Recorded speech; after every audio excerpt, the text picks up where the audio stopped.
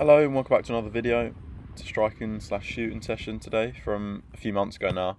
It was just as I was easing my way back in from my knee, getting used to striking the ball again. And I'm just looking for low driven passes here, striking into that right part of the net because there's holes in it all over the place if you can see at the top and other parts. So yeah, just looking for a certain part of the net, just continuously one after the other.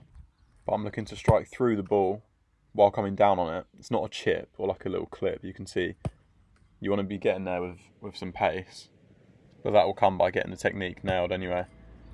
The follow through coming to the side after, just look at this one, my foot just comes across, and what I try and think while I'm doing it is, I tell myself I want to lean away almost, to give myself room for the contact.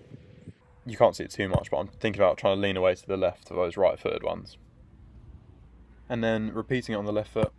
What I find easy sometimes, you can see my arms, it sounds a bit stupid, but my arms they go in a certain way, and it sort of helps with your weaker foot sometimes. If you get set a certain way and you have a consistent, almost routine with it, it can help you with the contact, I think anyway. It makes you just feel ready and set for the strike, which is something you don't really have to think about on your stronger foot, because you can take it, say you're off balance or in different positions, because your technique's better, you can take it from wherever. But I think to start with especially, it helps just drilling it in. Same thing each time with the weak foot. But with either side, you want to be focusing on the contact, making sure you consistently get that before you're really trying to get any power behind it. And I think the best people to learn from for this kind of technique are actually goalkeepers, because there's a kick there to do so many times during a game and at training. And Ederson at Man City in particular is probably the best at it, because he makes it look so effortless and kicks absolutely miles.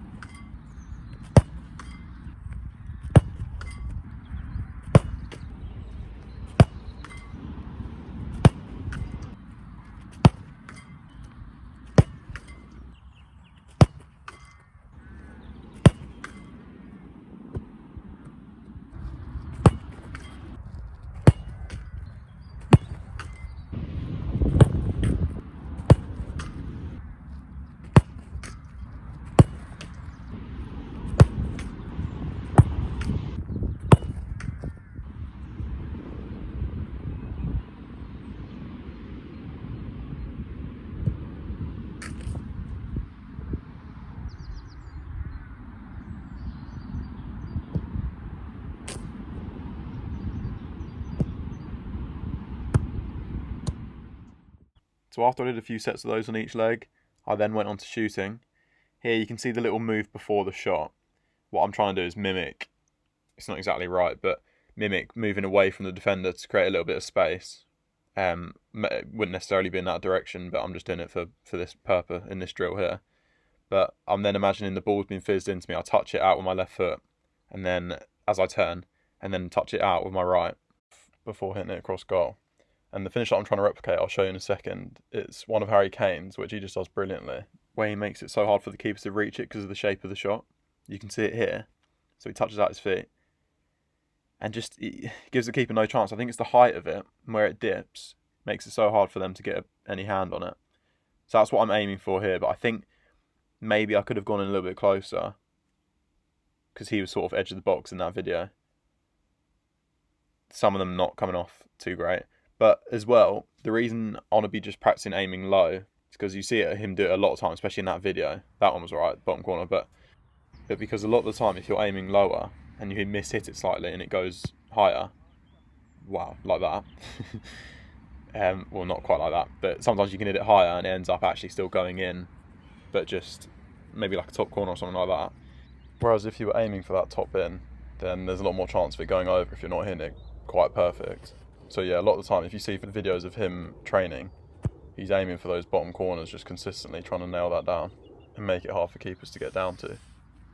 One slight difference between the two videos as well is the pitch. I'm not complaining, but there are a few balls here, so I think my touch does need to be better, although it wasn't the easiest to do so. But if you look at Kane's, it's always perfect to set him up for the shot. With mine, it does get stuck underneath me at times, or I'm having to go back on myself.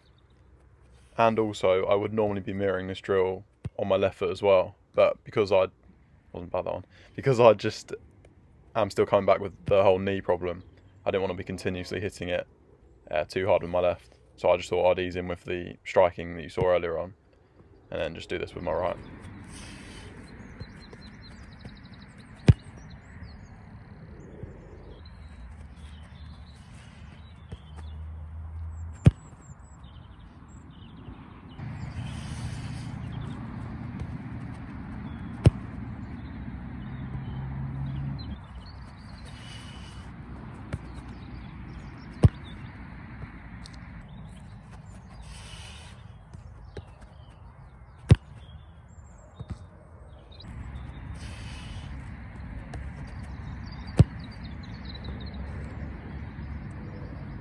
Then I moved it over to the other side of the box, this time cutting in on my right. Although that one went near post, I do want to be aiming for the far post. And again, sticking with the little move away from the defender. This time really though, if the defender's where that cone is, or that little hurdle, really I want to be sort of moving, if I'm going to come in to get it to feet, I want to move away from him, so go behind into the left, on the left side, and then come short, and then be able to get it from a player there.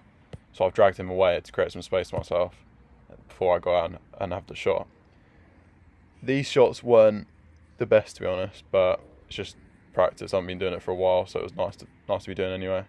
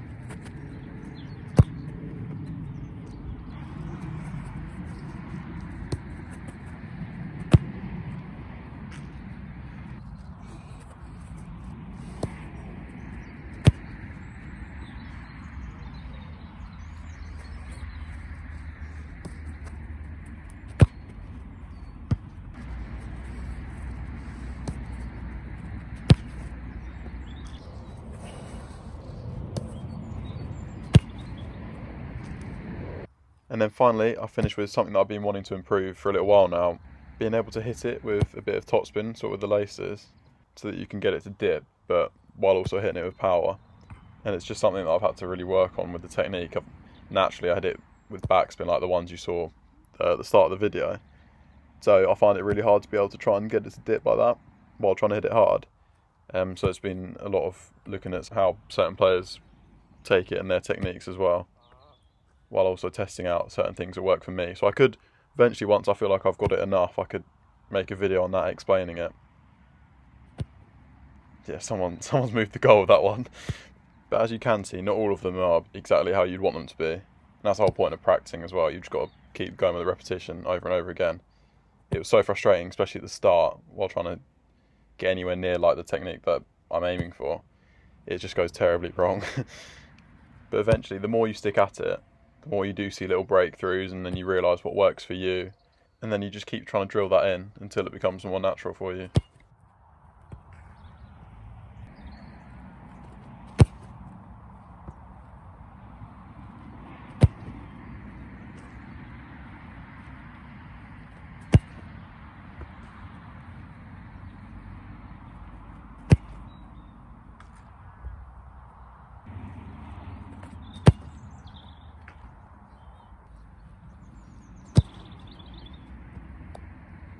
I was starting to lose it by this point, so ended up just sort of chucking it by the end. But yeah, that's coming towards the end of the video now. Let me know if you've enjoyed this sort of thing where I've left it a bit more raw, left the sound in of just me practicing. If it's been something you've enjoyed, this kind of video, or if it's been a bit boring. But yeah, I'll just leave it with a lovely little sunset. I hope you've liked the video. Please like it if you have, and subscribe as well if you haven't already. And I'll see you next time.